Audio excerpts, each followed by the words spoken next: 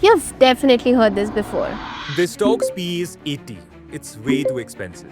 Or, That stock trades at a PE of 8. It's clearly undervalued. but how exactly to make sense out of PE? If I look at D-Mart, which is Avenue Supermarts, their PE is 102. For Coal India, the PE is around 7. Mind you, Coal India is among the top 10 companies in India which generates the highest profit. And this is India's IT giant TCS, which is trading at 21 PE. There is so much difference between the PE of these businesses. Then how exactly is a high PE hinting at an overvalued stock and a lower PE at an undervalued stock? Because it is not. When we first learn about stock markets, the PE ratio is the first thing thrown at us. It seems like the ultimate valuation tool. You can unlock a company's worth using it.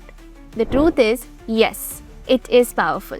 But it's also dangerous if used without context and without understanding the business. So let me break it down for you. What PE actually means? At its simplest, PE or price to earnings ratio tells you how many rupees investors are willing to pay for 1 rupee of company's earnings. But what's earnings? Let me explain this to you. Let's say you're thinking of buying a share of a company. Right now, one share costs 200 rupees. Now imagine that this company made a total profit of 1000 crore this year and it has 100 crore shares in total. So how much profit is the company making per share? 1000 crore divided by 100 crore shares. That's rupees 10 per share. That 10 rupees is called the earnings per share, or how much money the company made for every single share. Fair enough? Now comes the PE part.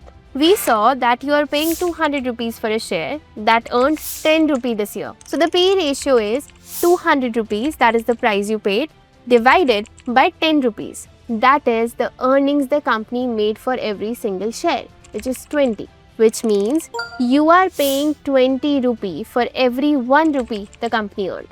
Or for every 1 rupee of a company's profit, you are willing to pay 20 rupees. But this number alone doesn't tell you whether it's good or bad.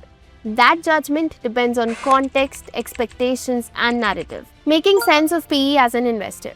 Let's see how, as an investor, you can look beyond this number and find the drivers behind it. For that, let's look at India's major telecom player Bharti Airtel, which commands a PE of 41. But why are investors willing to pay 41 rupees for every 1 rupee of profit? Because they believe the profit of Bharti Airtel is going to rise rapidly. There could be multiple reasons why they think so. Mostly the telecom industry has just 3 players left, and the cost of per GB data in India is among the lowest in the world. Hence, these companies will make more and more revenue per user in the years to come. If you look at the average revenue per user of Bharti Airtel, it has gone up over the years. And that's why investors are willing to pay a premium to participate in this story. Because if the investors expect future earnings to rise rapidly, they'll pay up more today. Let's go back to Coal India as well and understand why they are trading at such a low multiple, which is 7.21 compared to their industry average of 14. Here's an answer to that question. If you look at the sales growth across 3, 5 and 10 years, you will see low to single digit growth. The market will reward you with a higher PE only and only if you are growing or expected to grow at a higher rate. Now let's again look at D-Mart, which has a PE of 103. Which means investors are willing to pay 103 rupees for every 1 rupee of profit. If we compare that with the industry PE, it's 51.5. Then why exactly are investors willing to pay that premium? Let's look deeper. D-Mart's growth is not an overnight spike. They have echoed it consistently, year over year. They grew from just 176 stores in 2018-19 to 432 stores across India. This is a snapshot of D-Mart financials in the last 3, 5 and 10 years. If you see, they have consistently grown their sales and profit year after year. And hence, the market feels comfortable in paying higher multiples for this consistent growth. So think of PE as a belief multiplier. It's not just number crunching, it also translates market psychology and fundamentals. Now let's see, as an investor, how can you intelligently interpret PE, and let's also bust some myths along the way. First, a low PE always means the stock is undervalued. Here's the thing, you need to look at the reason behind it, behind the low PE. A low PE can reflect low or shrinking earnings or high risks or it may even be indicating that the business model is outdated, or worse, a negative sentiment among investors around the company. So what looks undervalued might actually be a red flag. Now just flip it. That becomes a high PE is always dangerous or overvalued. Now imagine a company with a PE of 80. Your first instinct is this is too expensive. But in reality, it could be a company with consistent growth, strong margins, and a wide moat. We saw this in DMart's example. A high PE might reflect confidence in future growth. So yes, the price is high, but maybe rightfully so. In both cases, don't just look at earnings. Look at consistency, margin stability, and competitive advantages. That will help you assess quality. Also, look at historical trends. Is the stock trading above or below its average PE over 5 to 10 years? This will tell you how far the stock is from its usual valuation. Third, you can compare PE across any industry. Not really. PE norms differ wildly by sector. You can't compare the PE of a utility company to a tech firm. They work very differently. Different capital needs, different margins, different growth rates. The comparison will be misleading.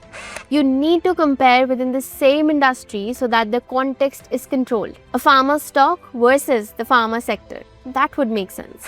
And here's the last one. PE ignores debt, so it's useless. Yes, it's true technically.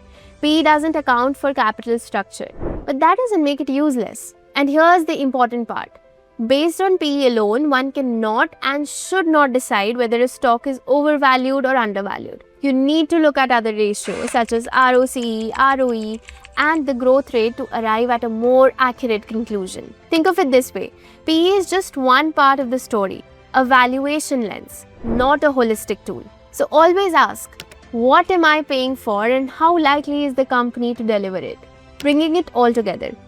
PE is a shorthand, a lens into what the market expects. It becomes powerful when you use it with discipline. Compare within the sector, check historical trends, factor in growth, watch for accounting distortions, and align PE with quality and capital efficiency. You don't look for the lowest PE always. You look for a PE that makes sense given everything you know. So next time you see someone dismiss a stock because its PE is too high or champion another because its PE is too low, you'll know.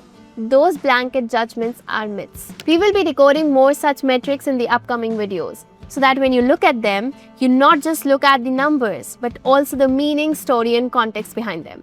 Which one do you think we should pick next? Let us know in the comments. And if you like this video, do not forget to subscribe to our channel. When we learn about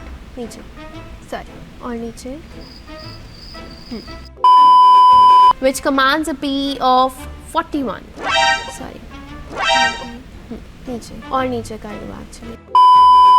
Here's the thing. Sorry, वापस से. Investments in securities market are subject to market risks. Read all the related documents carefully before investing.